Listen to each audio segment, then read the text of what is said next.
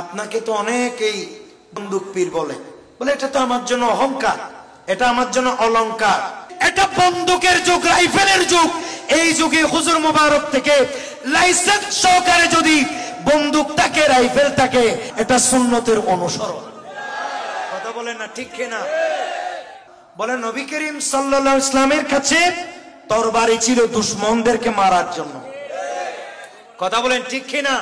কারণ নবী করিম সাল্লাল্লাহু আলাইহি ওয়াসাল্লামের সাথে তরবারি ছিল, সেই জামানা তরবারির যুগ ছিল। আর সাহাবায়ে কেরামদের কাছে দুশমনকে দেওয়ার জন্য তরবারি ছিল, কারণ সেটা তীরের জামানা, তরবারির জামানা ছিল। আর হুজুর মুবারকের এই যুগ, এটা বন্দুকের যুগ, রাইফেলের যুগ। এই যুগে হুজুর মুবারক থেকে লাইসেন্স সহকারে যদি বন্দুক থাকে, রাইফেল থাকে, এটা আইপির কিছু না, এটা খারাপ কিছু না, এটা সুন্নতের অনুসরণ। কথা বলেন না ঠিক কিনা? শুনেন, অস্ত্র শস্ত্র এটা যাকে তাকে সরকার দেয় না। কথা বলেন না ঠিক কিনা? এটা আমার মতো একটু ফেট্টুয়াকে এগুলো দেবে? দেবে না। অস্ত্র কাকে দেবে? এটা বাংলাদেশের সর্বোচ্চ সিনিয়র ক্যাটাগরির একজন নাগরিক হতে হবে। কথা বলেন ঠিক কিনা?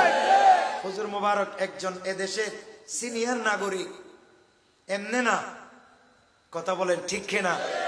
এমনি এরকম অনেকে অনেক কথা বলে, তবে নিজেকে একটু ভাববেন, যিনারা নিজের পকেটের টাকা দিয়ে খেদমতের আঞ্জাম দিচ্ছেন, এরকম একটা উল্লেখযোগ্য দরবার চট্টগ্রামের ধর্মপুর সাতকানিয়া দরবার শরীফ। কথা বলেন ঠিক কিনা?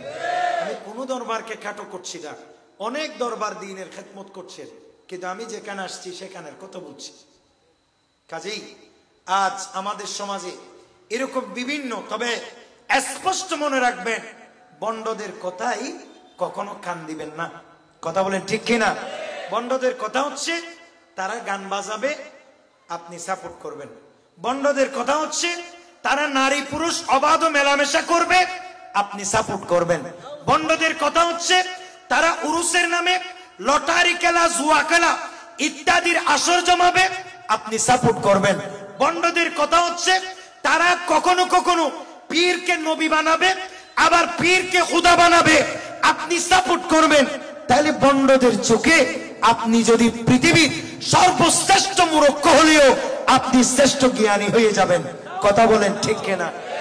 আর পৃথিবীর সর্বশ্রেষ্ঠ যদি কোন একজন জ্ঞানী এক বিন্দু বন্ডামির বিরুদ্ধে বলে, সাথে সাথে সে কত সিনিয়র র্যাঙ্কের আলেম, সে কিরকম, সে কেমন, সেটা আর জাস্টিফাই সে করবে না। সে সাথে সাথে তাকে গালিগালাজ করবে, সে সাথে সাথে তাকে তার কিচ্ছু করতে পারবে না। আর গালিগালাজ করা এটা ভণ্ডদের, মুনাফিকদের অন্যতম স্বভাব। কথা বলেন ঠিক কিনা? সেই বুখারীর হাদিস, কেউ যদি এই হাদিস অস্বীকার করে কাফির হয়ে যাবে। মুতাওয়াতির পর্যায়ের হাদিস, আমার নবী বলেছে মুনাফিকের 4টি স্বভাব। কথা বলেন কয়টি স্বভাব? বলে সে আমানত দিলে কিয়ানত করবে, ওয়াদা দিলে খেলাফ করবে, কথা বললে মিথ্যে বলবে, সর্বশেষ বলা হচ্ছে ওয়াইদা খাসামা ফাজারা। বলে সে যখন কারো সাথে তর্ক করবে, তর্কে উঠতে না পারলে, পেরে উঠতে না পারলে সে গালিগালাজ করবে। কথা বলেন ঠিক? এই জন্য আমরা কোনো দালাল না। কথা বলেন ঠিক কিনা? আমরা কিনা দালাল না। এমনি গালি দিবে, আমি জানি, হোয়াটসঅ্যাপে, ফেসবুকে, ইউটিউবে অনেকেই গালি দেবে, দালাল না। আমি যেটা হোক সেটা বলি, বলার চেষ্টা করি আমরা। কথা বলেন ঠিক কিনা? কারণ এটা আমাদের পারিবারিক শিক্ষাও, আমাদের উস্তাদদের শিক্ষাও, এটা আমাদের দরবার, ধর্মপুর দরবারের শিক্ষাও। ঠিক কিনা বলেন? এই জন্য আমরা চেষ্টা করি হক কথা বলার জন্য। আল্লাহ যেন আমাদেরকে কবুল করেন। বন্ডদের কোনো ধর্ম নাই। কথা বলেন না ঠিক কিনা? বন্ডদের ধর্ম নাই। পৃথিবীর সর্বশ্রেষ্ঠ একজন যদি আলেম, পৃথিবীর সর্বশ্রেষ্ঠ একজন আলেম যদি তার বন্ডামির বিরুদ্ধে বলে, সাথে সাথে ওই বন্ড তাকে গালি দিতে শুরু করে, গীবত করতে শুরু করে। কথা বলেন ঠিক কিনা? এটা আমি সব কানে বলি, এটা আজকেও বলছি আমি।